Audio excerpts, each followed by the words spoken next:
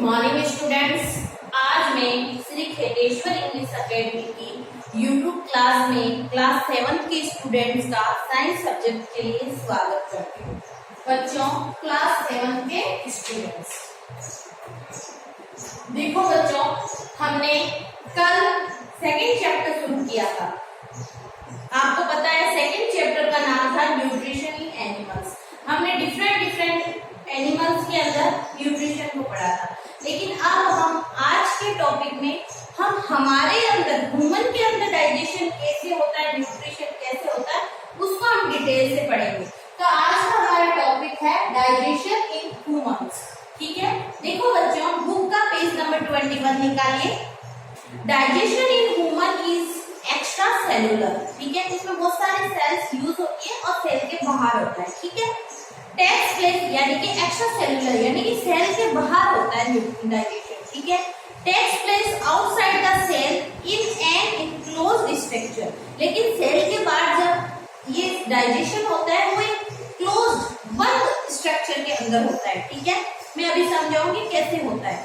We take in food through our mouth. हम हमारे food को अपने माउथ के थ्रू अपनी बॉडी के अंदर लेते हैं। जैसे हम कुछ भी खा रहे हैं हम माउथ में रखते हैं, फिर चबाते हैं और फिर उसको निगलते हैं। तो बेटा हम अपना जो फूड होता है उसको अपने माउथ के थ्रू ही इनटेक करते हैं। From the mouth it passes through a number of organ. जैसे हम अपने माउथ में इसको फूड को रखेंगे तो ये बहुत सारे ऑर्गन से क्या होगा, पास होता हुआ जाएगा। ठीक है, in the body all these organs together form a food canal, alimentary canal and digestive tract. very important। यानी कि जो हम खाना खाते हैं इस मुंह से लेके जो हम खाते हैं हमारी बॉडी में डाइजेशन होता है। हमने बोला इंजेशन यानी कि मुंह के अंदर रखा, फिर डाइजेशन, फिर एब्जॉर्प्शन, फिर एसिमुलेशन और फिर इजेशन यानी कि बॉडी से बाहर मूवमेंट। यानी कि हमने खाना यहाँ खाया और अपनी बॉडी में डाइजेस्ट करके उसको हम बॉडी से बाहर निकालते हैं। ये सारे के सारे ऑर्गन आपस में मिलकर क्या बनाते हैं बेटा, एक फूड कैनाल बनाते हैं और एक एलिमेंट्री कैनाल बनाते हैं। क्या बनाते हैं, एलिमेंट्री कैनाल। तो प्लीज आप इधर देखिए, मैं यहाँ पर ड्रॉ करती हूँ। ठीक है, देखो ये हमारा सिर है, ये हमारा देखो ड्राइंग बेटा, ये हमारा नाक है, ये हमारा माउथ है। ठीक है, ये हमारी गर्दन है। ठीक है, अब देखो बच्चों, यहां से हम हमारे मुख में ये क्या है बकल कैविटी। यहाँ से हम क्या करते हैं, अपने मुख में से खाना खाते हैं, यानी कि अपने माउथ से हम खाने को खाते हैं। ठीक है, फिर एक पतली सी फूड पाइप आती है। ठीक है, ये फूड पाइप आई,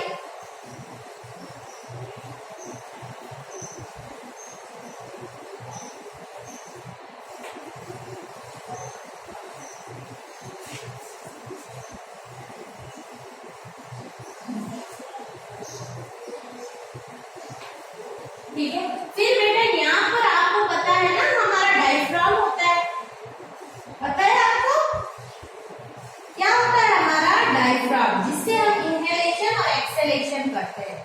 ठीक है, इसके नीचे ये आती यहाँ हमारे लंग्स होते हैं।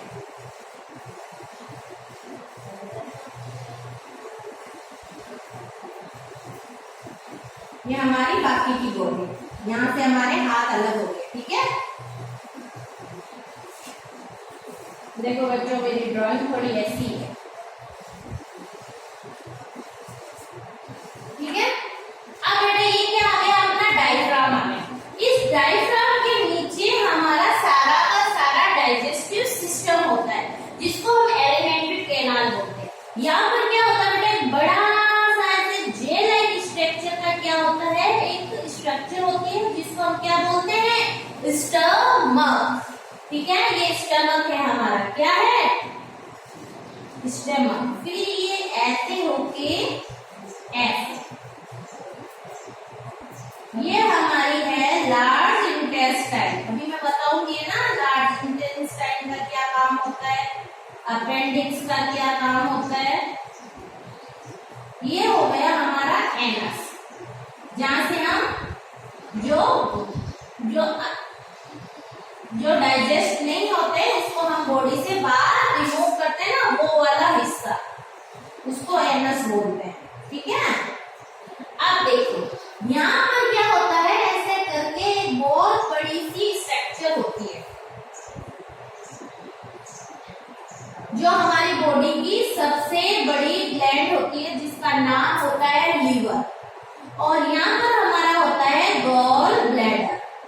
ठीक है, और यहाँ पर होता है एक लीफ लाइक स्ट्रक्चर जो होता है पैनक्रियास। ठीक है, और इसके अंदर ढेर सारी ऐसे ऐसे बारीक बारीक बारीक बारीक बारीक बारीक क्या होती है, नलियां होती हैं, जिसको हम बोलते हैं स्मॉल इंटेस्टाइन। ये हमारा क्या है, डाइजेस्टिव सिस्टम। क्या है हमारा डाइजेस्टिव सिस्टम। ये जो होती है बेटा, इसको क्या बोलते हैं, ये फूड पाइप जो है जिसके थ्रू हमारा फूड हमारी बॉडी में एंटर होता है, उसको हम फूड पाइप भी बोलते हैं और इसोफेगस भी बोलते हैं। क्या बोलेंगे, इसोफेगस, इसोफेगस, या फिर इसको क्या बोलते हैं, फूड पाइप। फूड पाइप तो हम नॉर्मल लैंग्वेज में बोलेंगे, और साइंस की लैंग्वेज में इसको क्या बोलते हैं, इसोफेगस। ठीक है, और ये हमारा क्या है, स्टमक। ठीक है, ये है हमारा लीवर। ठीक है, और ये क्या है, हमारी लार्ज इंटेस्टाइन। लार्ज इंटेस्टाइन यानी जो आंतें होती है ना, आंतें, वो अभी आप छोटे हो ना बच्चों, तो आपको इसी हिसाब से समझाना पड़ेगा। ये हमारी हो गई लार्ज इंटेस्टाइन, और जो ये अंदर मैंने कॉइल लाइक स्ट्रक्चर बनाई है, ये क्या हो गई बेटा, स्मॉल इंटेस्टाइन।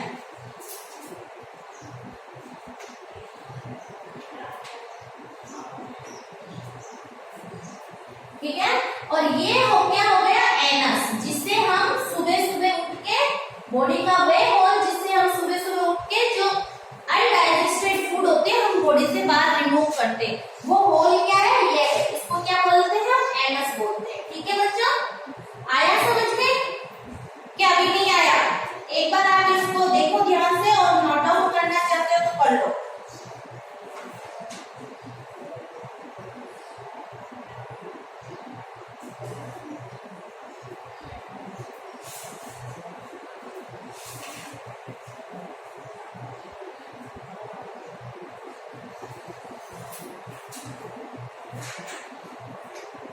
और ये क्या है हमारा, गॉल ब्लैडर। क्या है हमारा, गॉल ब्लैडर।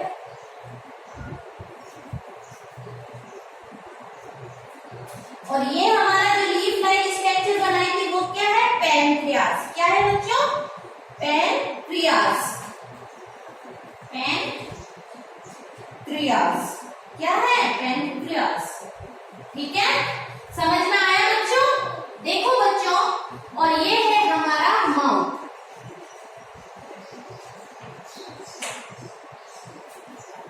इधर देखिए, देखो बच्चों, ये है हमारा माउथ, ये है हमारा क्या,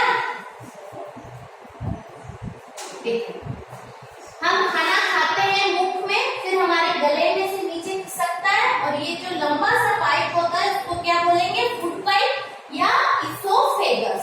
ये ओ साइलेंट रहता है। अब क्या होता है बेटा, ये जो फूड पाइप होती है वो आगे जाके बड़े से थैले लाइक स्ट्रक्चर में कन्वर्ट हो जाती है, जिसको बोलते हैं stomach.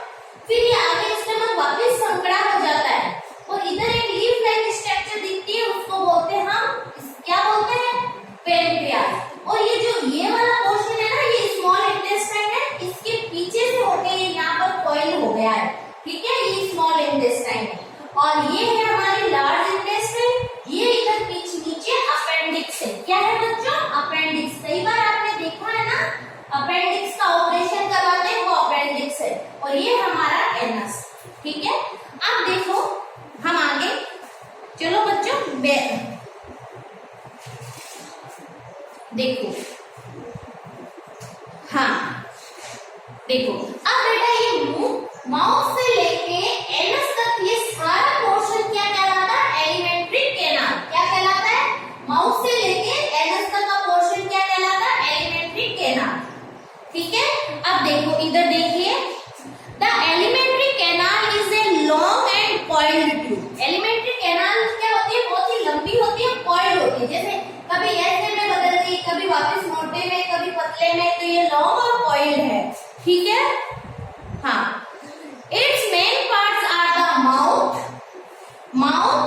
stomach, small intestine, large intestine, ending in the rectum and anus. बेटा ये वाला पोर्शन क्या कहलाता है? रेक्टम कहलाता है।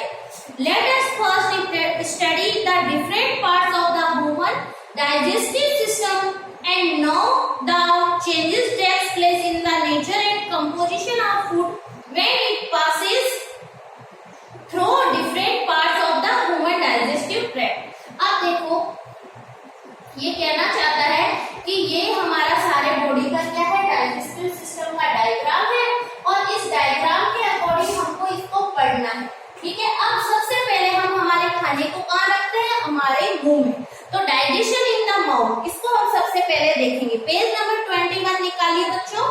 Food is taken into the body through the mouth, यानी कि बॉडी के अंदर जो फूड जा रहा है वो किसके थ्रू जा रहा है? माउथ के थ्रू जा रहा है। The process of taking food into the body is called ingestion. हमने कल ही बोला था बॉडी के अंदर जो हम फूड को डालते हैं तो वो पॉइंट क्या, वो पोर्शन, वो प्रोसेस क्या कहलाता है? इंजेशन कहलाता है। कल हमने 5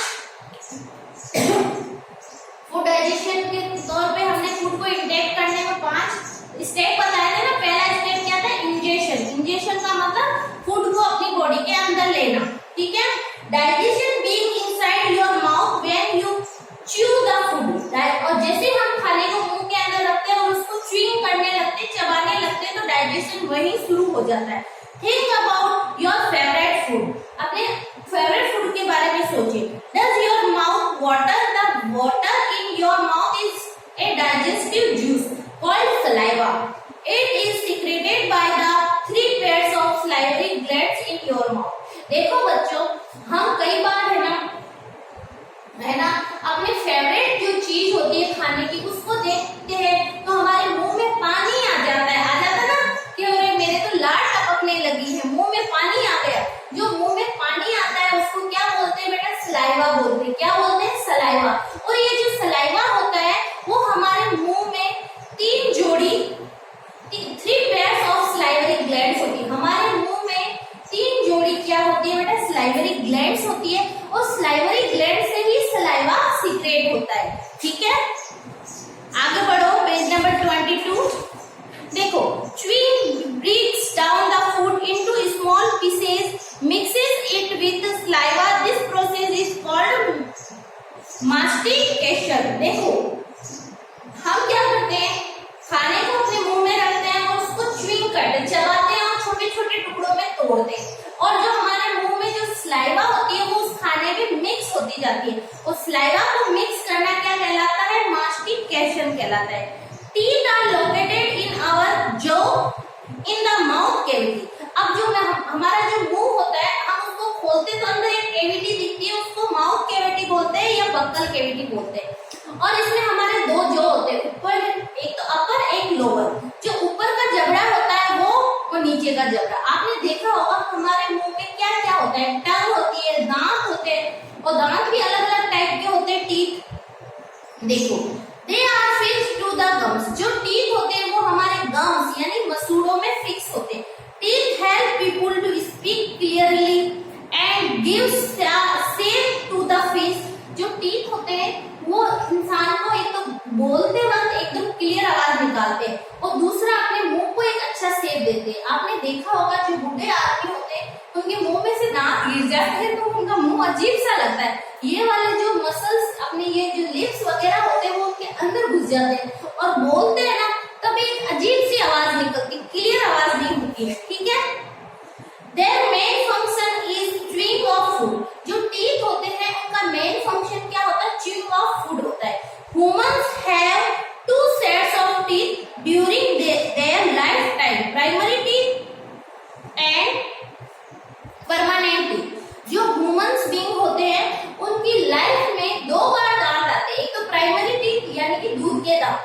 दूसरे जो आते हैं वो होते हैं उनके परमानेंट टीथ। आपको पता है ना, दूध के दांत आते हैं 20, फिर वो धीरे धीरे टूटते हैं और उसके बाद क्या बनते, वापस नए दांत आते हैं जो लाइफ टाइम रहते हैं, टूटते नहीं है।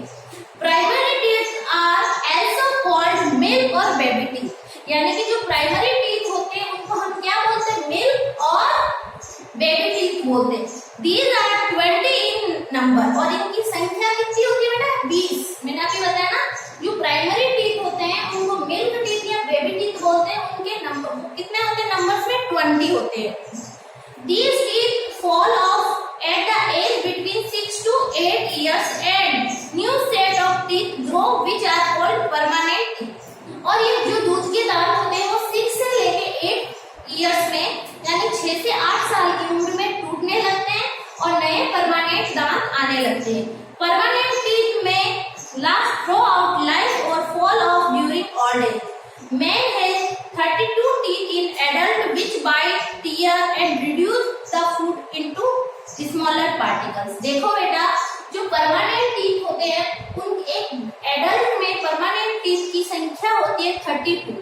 आपको ध्यान रखना है, जो मिल्क टीथ होते हैं वो तो होते हैं 20 और जो परमानेंट टीथ होते हैं वो होते हैं 32। और ये बुढ़ापे में जाके गिरने लगते हैं, पहले नहीं गिरते हैं, ठीक है। Based on the structure and function, teeth are 4 types. There are 4 incisors, 2 canines, 4 premolars and 6 molar in each jaw। इधर देखिए,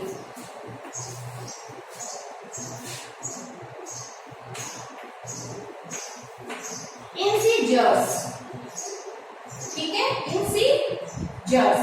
दूसरा है canine, canines।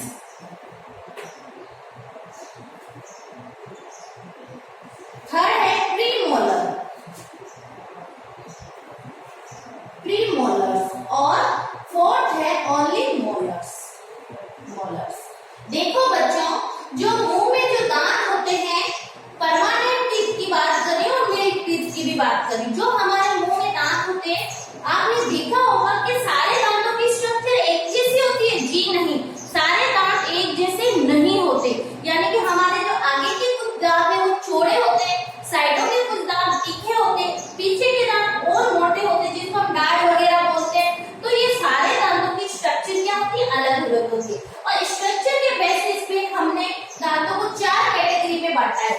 पहला होता है इंसिजर्स, कैनाइन्स, प्रीमोलर और मोलर्स। हमें याद रखना है कि इंसिजर्स कौन से हैं, कैनाइन कौन से हैं, प्रीमोलर कौन से हैं और मोलर कौन से। आपकी बुक में दे रखा है, जो इंसिजर्स होते हैं वो कितने होते हैं? 4। इंसिजर्स कितने होते हैं? 4। कैनाइन कितने होते हैं? 2, ठीक है। प्रीमोलर कितने होते हैं? 4 और मोलर कितने होते हैं? 6, ठीक है। काउंट करो बेटा, कितने हो गए? 60। ये होते हैं हर एक जॉ में, ईच जॉ। क्या होते हैं? ईच जॉ, यानी कि हर एक जबड़े में कितने दांत होते हैं? 16 दांत होते हैं। और इतने के इतने दांत कहाँ हो गए? दूसरे जबड़े में, यानी कि अपर जाव में भी इतने दांत और लोअर जाव में भी इतने दांत। तो टोटल मिला के कितने दांत हो गए बेटा? 16 + 16 32। देखो, इंसिजर्स 4 होते हैं।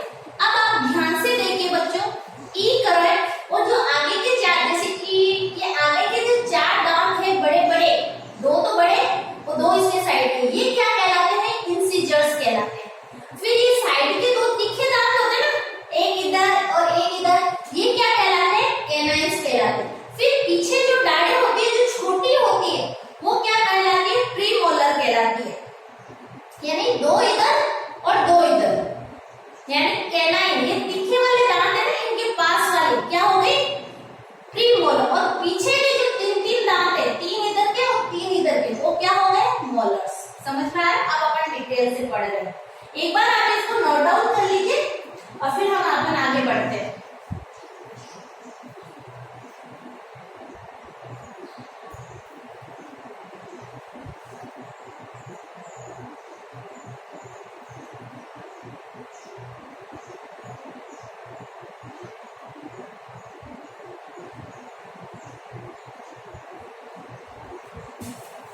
हुआ बेटा?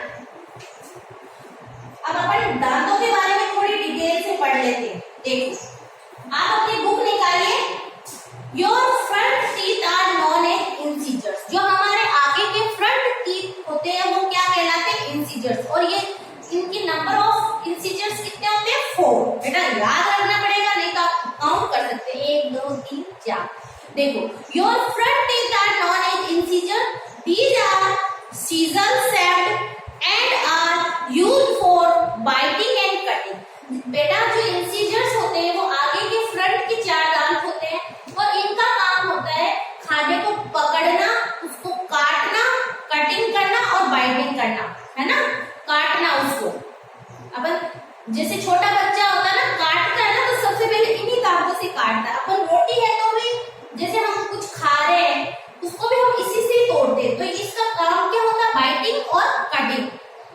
नेक्स्ट है, next to the incisors are the canines. फिर इंसीजर्स के आगे जो दोनों साइड में तीखे तीखे दांत होते हैं वो क्या कहलाते हैं? क्या कहलाते हैं? कैनाइन्स कहलाते हैं। These are pointed and are used for piercing and tearing pieces of food such as meat। अब देखो बच्चों, जो साइड के जो कैनाइन्स होते हैं इनका काम होता है चीरना और फाड़ना। जैसे हम कई बार जैसे गन्ने के छिलके उतारते तो आगे से उतारते हैं, नहीं हम इधर से उतारते, तो जो तीखा वाला दांत होता है वो क्या करता है? उसको चीरता है और फाड़ता है। मीट वगैरह जो खाते हैं जानवर, उनके इंसीजर्स बहुत ज्यादा कैनाइन्स बहुत ज्यादा डेवलप होते हैं। आप देखना जो कुत्ते वगैरह होते हैं, डॉग होते हैं या बिल्ली होती है, इनका मुंह जब खुला, कुत्ते के तो दांत आसान, तो उसके देखना ये साइड के जो दांत है ना कैनाइन, वो बहुत ज्यादा डेवलप होते हैं। जो मांस खाते हैं, मीट खाते हैं, उनके ये दांत कैनाइन ज्यादा डेवलप होते हैं। ठीक है, फिर आगे the teeth at the back of your mouth are broad with a almost flat surface. जिस हमारे जो पीछे के दांत है वो क्या होते हैं? ब्रॉड होते हैं, थोड़े मोटे होते हैं और फ्लैट होते हैं। ठीक है, these crush and grind the food, ये फूड को क्रश करते हैं और ग्राइंड यानी पीसने का काम करते हैं। These are called premolars and molars, यानी कि प्रीमोलर्स और मोलर्स का काम क्या होता है? खाने को ग्राइंड करना और क्रश करना, यानी चबाना उसको। ठीक है, molar are larger than premolar, जो मोलर होते हैं वो प्रीमोलर से बड़े साइज में होते हैं। Wisdom teeth are the last molar to come through at the back of the mouth। जो wisdom teeth होते हैं जिसको हम अक्ल दांत बोलते हैं, वो wisdom teeth जो लास्ट के मोलर होते हैं उनको ही हम क्या बोलते हैं? wisdom teeth बोलते हैं। The white substance that covers your teeth is called enamel। क्या कहलाएगा? इनेमल, यानी कि जो हमारे दांतों के ऊपर एक व्हाइट कलर की सरफेस होती है वो सरफेस क्या कहलाती है? इनेमल कहलाती है। और हमारी बॉडी में सबसे हार्ड अगर कोई पार्ट है तो वो क्या है? इनेमल ही है। क्या है बेटा? इनेमल ही है। देखो, the saliva in your mouth helps to break down starch of the food in the sugar that are easier to digest। It also makes food easier to swallow by making it wet and slippery। देखो बच्चों, आपको पता है हमने हमारा खाना लिया और फूड मुंह के अंदर रखा, मुंह के अंदर रखते हैं तो हम उसको चबाते हैं हमारे दांतों से, और जैसे जैसे उसको चबाते हैं वैसे वैसे हमारे मुंह में एक लार आती है, और वो लार जिस होती है उसको हम सलाइवा बोलते हैं, और वो सलाइवा हमारे खाने के अंदर मिक्स हो जाती है, और वो खाना जो हमारा होता है वो चिपचिपा हो जाता है, थोड़ा स्टिकी लाइक हो जाता है, जिससे उसको निगलने में क्या होती है? आसानी होती है। यानी कि आप कभी देखना मुंह में खाने को बहुत टाइम तक चबाना एकदम लुत्ती जैसा बन जाएगा, जिसको हम क्या होते हैं अंदर गटकेंगे तो आसानी से निकल पाएंगे। कई बार क्या होता है हम जल्दबाजी में होते हैं, खाने को अच्छे से नहीं चबा के डायरेक्ट ही निकल जाते हैं, तो हमें यहाँ दर्द सा, हमारी फूड पाइप में दर्द सा महसूस होता है। तो बेटा जो सलाइवा होती है वो क्या करती है? फूड को छोटे छोटे टुकड़ों में डाइजेस्ट करना शुरू कर देती है, हमारे मुंह में ही डाइजेशन शुरू हो जाता है। सलाइवा क्या करती है? जो हमारे खाने में स्टार्च होता है उस स्टार्च को शुगर में बदलने लग जाती है, जिससे उसका डाइजेशन आसानी से हो। ठीक है, डेंटल के अब हमारे माउथ में दांतों की कैसे क्या चीज है उसके बारे में हम देखेंगे। देखो बुक में ध्यान दीजिए। Our mouth contain bacteria which are not harmful to us।